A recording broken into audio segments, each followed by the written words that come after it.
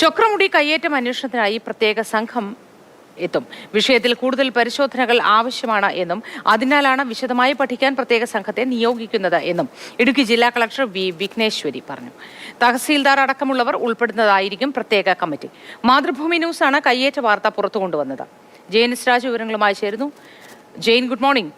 അങ്ങനെ മാതൃഭൂമി ന്യൂസ് ജെയിൻ പുറത്തു കൊണ്ടുവന്ന വാർത്തയാണിത്. ഇതിൽ ഇപ്പോൾ അന്വേഷണത്തിന് നടപടിക്ക് ഉത്തരവ് വന്നിരിക്കുന്നു. വിശദാംശങ്ങൾ എന്തൊക്കെയാണ് ജെയിൻ?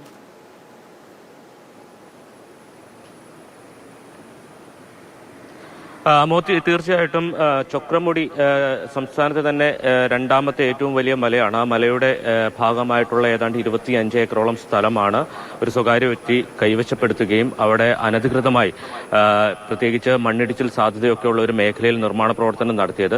ഇത് സംബന്ധിച്ച നമ്മൾ വാർത്ത നൽകിയതിന് പിന്നാലെ ഈ നിർമ്മാണ പ്രവർത്തനങ്ങൾക്ക് സ്റ്റോപ്പുമോ നൽകിയിരുന്നു.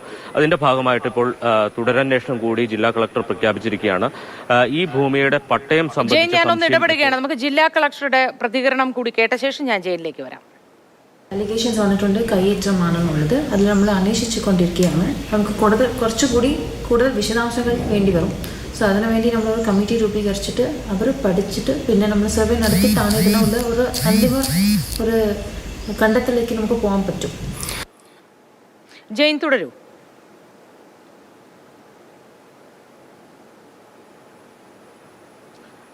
അതായത് ഈ കയ്യേറ്റ ഭൂമിയുടെ പട്ടയം സംബന്ധിച്ച് ചില സംശയങ്ങൾ ഇപ്പോഴും നിലനിൽക്കുന്നുണ്ട്. ആ പട്ടയത്തിന്റെ ആധികാരികത എത്രത്തോളം ഉണ്ട് എന്നാണ് ഇനി പരിശോധിക്കാനിരിക്കുന്നത്. ഇതുമായി ബന്ധപ്പെട്ട ഒരു സമിതിയെ, ഒരു സംഘത്തെ, റവന്യൂ ഉദ്യോഗസ്ഥരടങ്ങുന്ന ഒരു സംഘത്തെ നിയോഗിക്കും എന്നുള്ളതാണ് ജില്ലാ കളക്ടർ അറിയിച്ചിരിക്കുന്നത്.